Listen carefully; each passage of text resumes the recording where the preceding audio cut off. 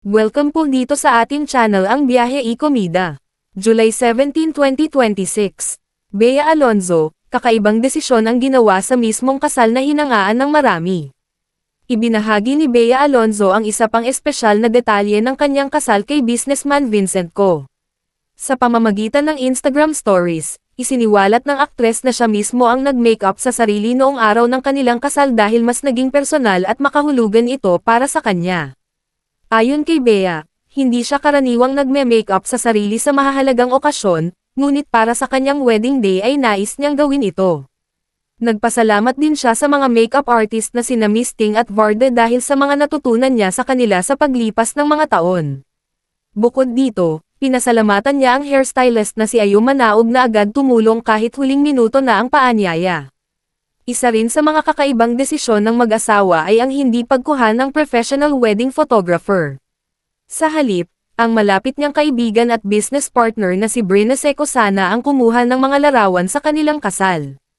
I don't normally do my own makeup for special occasions, but for my wedding day, it just felt more personal, she shared on her Instagram stories. We didn't have a wedding photographer, so my show at Brina Seco sana stepped in and captured these memories.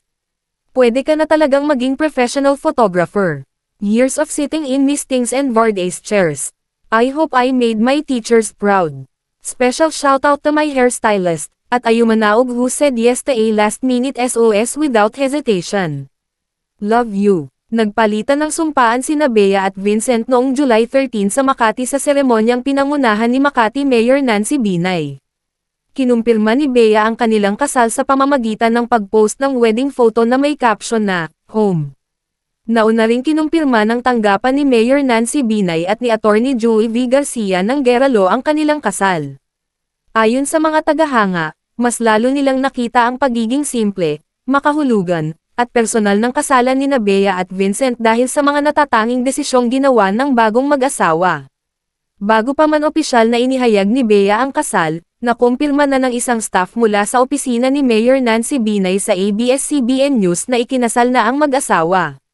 Si Mayor Nancy mismo ang kalaunan ay nag-post sa social media, na nagsasabing, kinasal ko na po sila. Congratulations Bea and Vincent, best wishes to you both. At yan ang ating latest showbiz chika update for today. Please like and share ang video at huwag kalimutan mag-subscribe. I-click ang notification bell for more showbiz chika updates at suportahan po ang ating Facebook page. Maraming salamat sa lahat ng nag-subscribe indeed. Magandang buhay sa lahat. Adios.